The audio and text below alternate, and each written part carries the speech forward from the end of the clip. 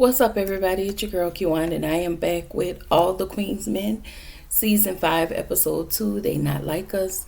Before I start, make sure y'all like, comment, subscribe, click the notification bell button so you can be updated on every video I drop. Make sure y'all like the videos so I can stay in the algorithm, okay? Woo! Listen, y'all. If I wanted to push out another video, honestly, y'all, I cannot. I've been up since 4:45. Try to wake up every day at 4:45 so I can start work, so I can get to work at 6. Get dressed, get ready for work, and get to work at 6. So yeah, and with everything else with the medical situation, y'all be tired. I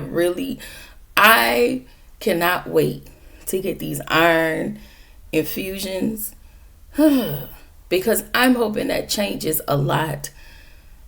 Yeah, it's been a whole heck of a lot, and I'm like extremely tired to the 10th power, y'all. and honestly, it's not even like, it's just the fact that I can get a full night's rest and I can still be tired is the problem. It's nothing else. It's just my levels are low and it makes me extremely tired. So it's nothing, I'm just extremely exhausted. But once I finish this, I'm gonna get myself together and get ready for bed. Because I got stuff I need to do tomorrow. Anyway, sorry about all of that. Episode 2. Okay. Y'all know Madam done finally opened up her eyes. And Tommy and Blue comes in the door. Y'all, he got on his knees. He started praying. He was like, Lord, thank you. Thank you for saving my girl. Thank you for giving her another day. Thank you for giving her the activity of her limbs. Lord, we thank you for doing all of the things. Thank you for healing her from the crown of her head to the soles of her feet. Lord, I thank you. Listen, that's what Tommy did. And so Blue was still on her stoicism. Okay. She said, she was still, she was telling Madam, was happy to see her with her eyes open. And maybe I was tripping, but it kind of felt like her voice was kind of cracking a bit, like she kind of wanted to cry, like she probably was crying or whatever. She wanted to get emotional, but y'all know Blue. Yeah. So anyway, Madam basically wanted to know who tried to unalive her. Blue asked, well, listen, we don't know, but we was hoping you could tell us because we thought that you may have saw the person. She was like, only thing I remember is being in my office, and I'm here with two, with things hooked up to me. I don't remember much. So now, she want to know what the plan is. Well, the plan is to find the person and unalive them, of course. So that is Blue and Tommy's mission. Anyway, Amp is talking to Dime. And he asked her, hey, why didn't you tell me about the baby? Dime feels like that their lifestyle isn't conducive enough to bring a baby into their, to raise a baby in their environment. Amp was like, listen, he give her solutions. He was like, I'll go back to school. He was like, well, what are you gonna do for work? Well, can't Amp work and go to school? And here is the thing, why can't he dance while he's in school? I mean, I suspect he can't really dance while the baby is here, but I just kind of feel like him dancing and being in school for like the next 4 years of the baby's life, like the baby's not really going to remember the first 2 years, maybe 3, but maybe after 4, the baby ain't going to know that his daddy is a stripper, okay, unless, I don't know. I'm just saying, but I get where Dime is coming from. And I thought that all of her dancers make a pretty penny working for her. except for, well, Babyface does. He it just seems like what did they call it? He want to keep up with the Joneses. That's what I wanted to say. He wants to keep up with the Joneses. Anyway, but as he's finding a solution, Diamond's getting annoyed with the whole conversation. I guess she's getting annoyed with Amp. She was like, Madam is in the hospital. I'm trying to process it. And I understand, because she did just find out that she was pregnant. And she hasn't been able to process it because she found out. And I think everything just happened so fast. And I think she's not sure who's the baby for. I think that's her main thing. I think she's not sure if Amp is the father or not. So that's the other thing. Anyway, Doc goes into the police station so he can be questioned by Detective Davis, and he runs into Naima. Naima was like, are you coming here to tell the truth? And Doc was like, I didn't do anything to you. You did. You know what? You did. You drugged that lady. I don't know what his faith is going to be, but we will see. So Naima was like, I'm going to keep putting it out there. Doc was like, stop putting me out there. Naima's going to keep shouting about it and all of the things until Doc tells the truth. Anyway, Detective Davis is now questioning all the dancers. And then we get to Fuego. And the only reason I wanted to stop at Fuego is because his body language and his facial expression kind of made him seem a little guilty to me. Well, not to me, but he just seemed a little guilty. So Davis gets a notice. And on a note, I guess the note she read, it let her know that Madam regained consciousness. And he asked if, did Madam say anything? And she was like, why? Should Madam say something? And I was like, I know that he didn't pop Madam. I think he don't want Madam to find out what he did at that event. That's what I don't think he want Madam to find out about. That. Anyway, over at the hospital, Cadillac comes back to Madam's room, and she didn't know that he was back. Now she found out that her dad was back, and she was like, why are you here? You're not supposed to be here. What if somebody finds out? Because she's very concerned about her dad. And he was like, listen, I just wanted to make sure that you're okay, and I want to know who did this, and can you, she was like, I don't know. And he was like, I need you to retrace your steps. And she tried, but she just honestly don't remember. And she visibly can't see the person. Her memory hasn't come to her. She saw the person, but her memory, because she had that little, she's having like a little bit of memory loss. She's not able to see the person who actually did it. So anyway, Blue and Tommy, sorry y'all. Blue and Tommy are now playing detective, and over at Tandy's, Quincy is trying to find her Blicky because he's trying to get that $20,000 reward. And I was like, Quincy, you know what? You're just like your father. You're every bit of your father, except. No, there's no except. You're every bit of your father. You're a user. You are a moocher and a user. And I just feel like you may be doing this for the greater good of what's his name. But ultimately, I feel like you're mainly doing it for you. As a matter of fact, where is Homeboy? Because Rayshawn, he called Rayshawn twice, and Rayshawn did not answer. Like, there was no answer from Rayshawn. So anyway, Tony goes to Maddie B's. And she's still trying to play this sister card. She's having a conversation with Carla. And then while she's still trying to play the sister card, her scamming, boosting ass as if Madam had a will. Why is that your business? And if she had a will, she probably wouldn't leave you two hoes not even a penny. And the only reason she will leave something to y'all is because of her dad. That's it. That's it.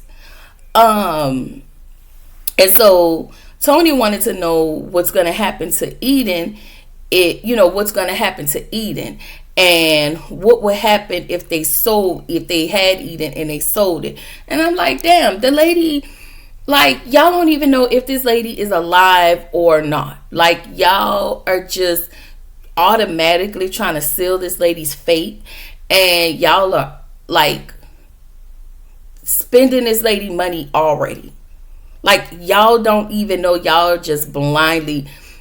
That's what I'm talking about. These two. This is why I think one of them, or I don't know, it seems like they had something to do with it. Anyway, Carla said, what did she say? Evil don't die or something like that. And she said, if I'm wrong, then I get the club and the house. And I'm just like, wow. This is what jealousy does. So instead of y'all getting y'all own shit, y'all rather be jealous of her and want to take her stuff. Like, I think that's crazy. Anyway, Blue and Tommy heads back to Eden. They're back at Eden, and no, they're still at Eden, and they hem up the security guard because they was like, sir, like, where were you when Madam got shot? Where the hell were you? Okay. He was like, oh, it was just a normal day at Eden. So it was so normal that your boss got shot on your watch. You need to go. Okay. You need to go. So he was like, I only noticed Madam's car outside. Blue was like, when you're checking surroundings, I noticed Madam's car in the current time. And she called everything else that was out there. But that's because she paid attention to her surroundings. You, sir, are piss poor. You, sir, should be fired. Okay? Y'all don't have to unalive everybody y'all come across. Y'all can't fire people. Okay? Let them go. Anyway, over at Tandy's, Quincy comes out of wherever he was to try to get more info out of Tandy, of course. Because y'all know he's still trying to get in that safe to get that blicky. Because he did find out where, he found her safe. So he's assuming that it's in there, and he is going to figure it out come hook or crook. Okay, I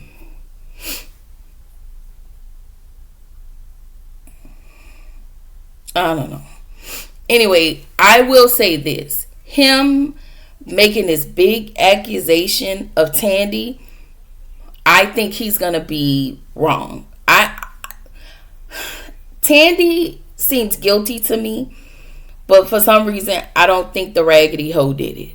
For some reason, I don't think Raggedy Tandy did it. I really believe it was her sisters. But I could be wrong. And it could be somebody from way from season 1 who we didn't see coming. Y'all know how this go. Or a whole, season 2 or whatever. Somebody we didn't even see coming. Y'all know how this go.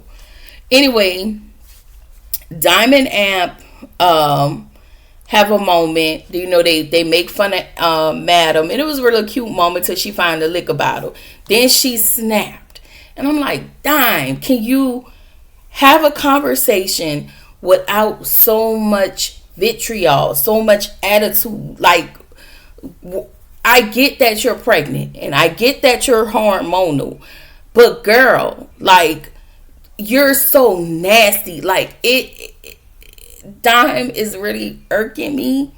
And I think that's just what it is. Like, she, what I'm seeing with Dime is her appearance is not how it usually is. She look like her face, everything is just all over the place. She looks frazzled. Sometimes even in these scenes she been looking disoriented a little bit. Like, I get it, you know. And so we're just gonna blame it on the pregnancy. But she's just been out of her mind, like, girl. Anyway, I don't think Dime want to have this baby, and I just don't think she doesn't want to have it. I think she should do herself a favor and not have the baby. And I think for Amp, I really don't think Dime should have gotten with Amp. I don't. I think that her getting with him was a mistake on both ends. That's all. Like, he kept trying to get with her. Sir, you are in a sobriety space of trying to get your sobriety situation. Like, you don't need to be in nobody's relationship. I just felt like it was too soon for them. And yeah. Yeah. Anyway, Midnight is in his hospital room smoking weed. And he gets a knock on the door. He goes to the door and a bouquet of flowers on the floor. He pick them up, and so he think it's Dr. Nasty. I think she's a nurse. I think she's a doctor. But Dr. Nasty, he think it's Dr. Nasty that's bringing her some flowers. But, you know, I'm just going to assume it was Crazy Renee. We saw a lady in all black walking down. It was a blurry. Her vision from the back was very blurry. Her hair was long. So, and she was much thicker than Renee, but it still could have been Renee. So we just gonna assume it was Crazy Renee. Yeah. And so Cadillac sent 2 goof troops to try and unalive Concierge, and that fell all the way flat. Okay? In the next scene, Blue and Tommy show up at Fuego's in the middle of the night, and they need him to check the cars out at Eden from the night of the shooting. And he gives them the information, and, you know, Tommy gives him his information because he needs him to get a new comforter set because, how dare you with these cheap ass comforters. I guess. That was funny though. It was funny. Yeah. And then in the next scene, let me see. Oh, no, before that, Tommy wants Fuego to clear his parking tickets. I was like, why would you do that? But if Fuego can do it, hey, you the man. So Detective Davis is now questioning Tony, Concierge, and Carla. So Tony said she didn't do that to Madam because she was at Maddie B's all night. Then Concierge, of course, he said he didn't do it. And then she asked Carla. Carla was like, I didn't do it. And she was like, well, how did you get that blood on your shirt? And she was like, listen, I was at Maddie B's, and you know, accidents happen. And so, Davis was like, so you was at Maddie B's with Tony. And Carla said Tony wasn't there, but I was. And I was like, well, one of y'all lying. Anyway, and then that coupled with the fact that the guy that they're going to that Tommy is going to torture, I feel like they somehow got this man's car. I don't know. I think they utilized this man's car. Maybe the man parked valet and they stole his car to head to Madam's and try to unalive her, so they won't be in their car, so their car won't be seen. That's all. I'm just saying that's what it looked like to me. So Dime finally returned back home. She said, well, we just need to talk about this later. Let's just go take a nap. And I'm just like, this lady be pissing me off. Amp was like, listen, I hear you, but let me explain my side. He explained his side. And Dime is still giving him pushback. And it was just how she hugs him, how she's embracing him. It's like the spark that used to be there, it's like Dime is now losing that spark that she had for him. I think she did the same thing to Big D.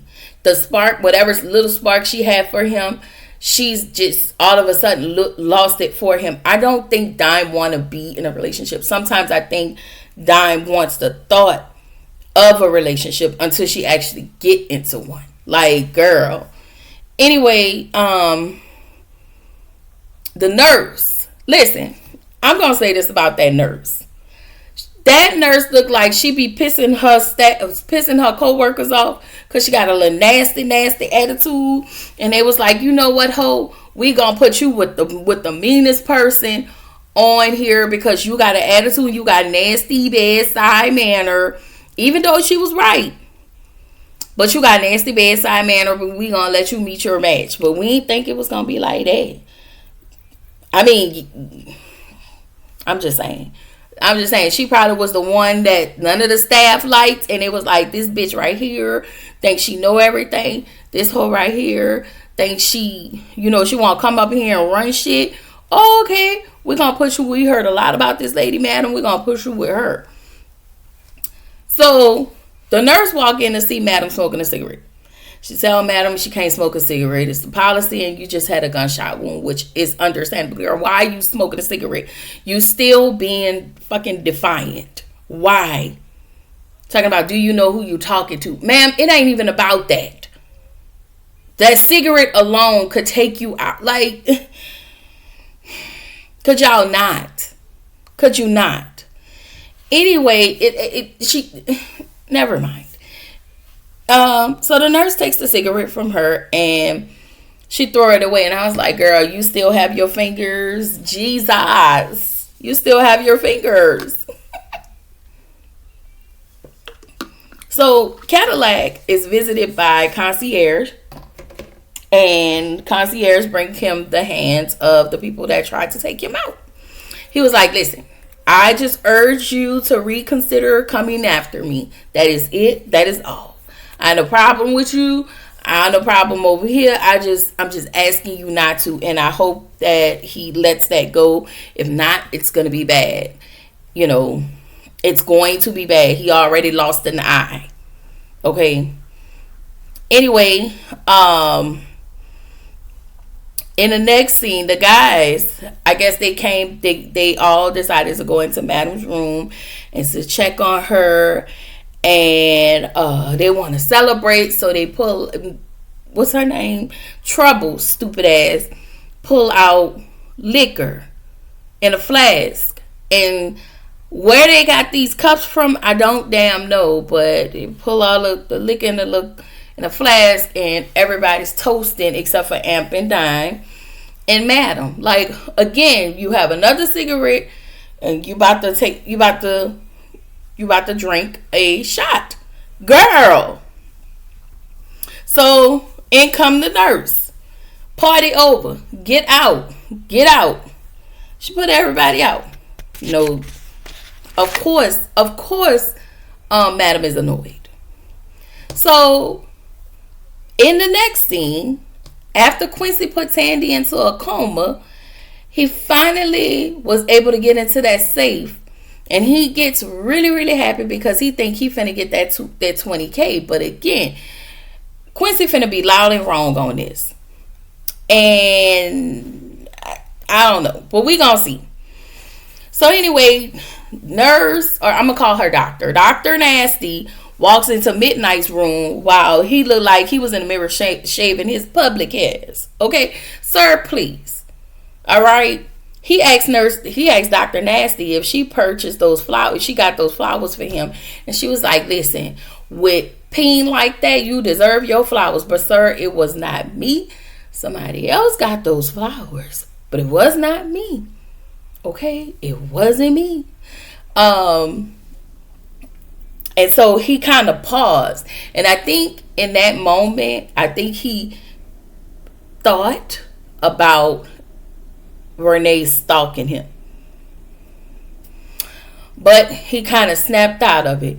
So then Dr. Nasty decided to give him a little sloppy toppy. And child, we could have done without that. Anyway, Tommy and Blue, they find the guy who the vehicle belongs to.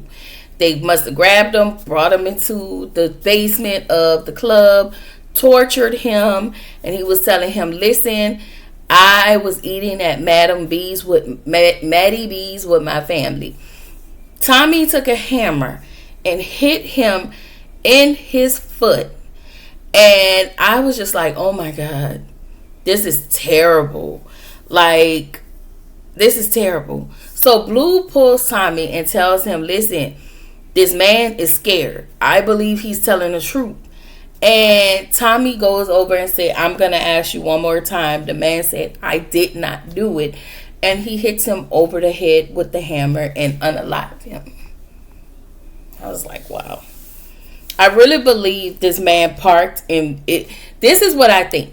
I think this man and his family did go to Maddie B's.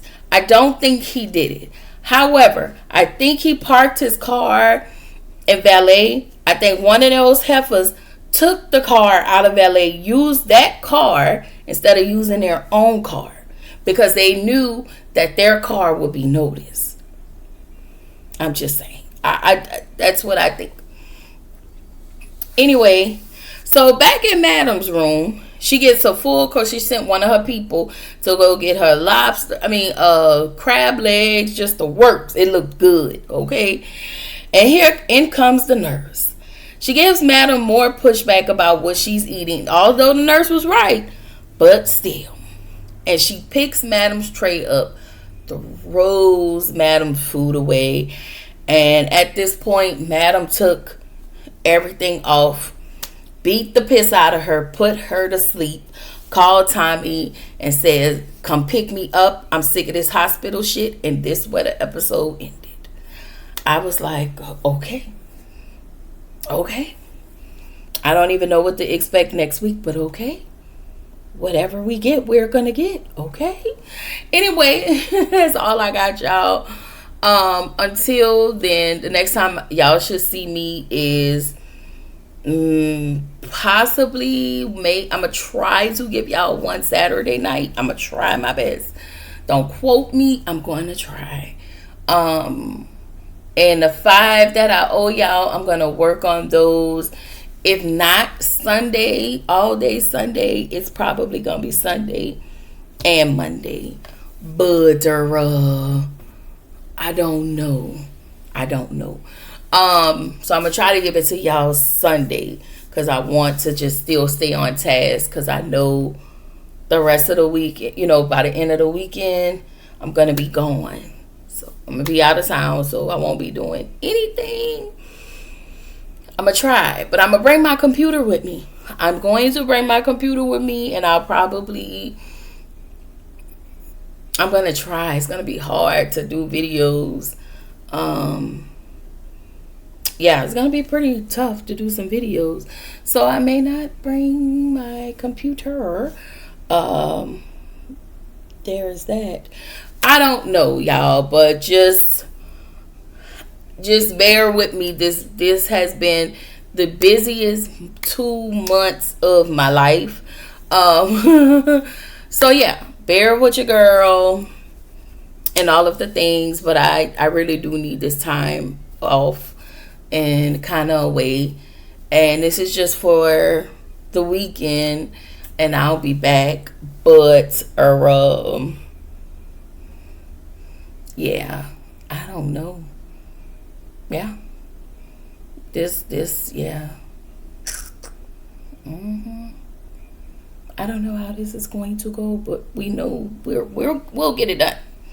We'll get her done. Anyway, this is your girl Kiwan reminding you to keep showing up, keep growing, stay true to yourself, and I will catch y'all in the next video. Bye.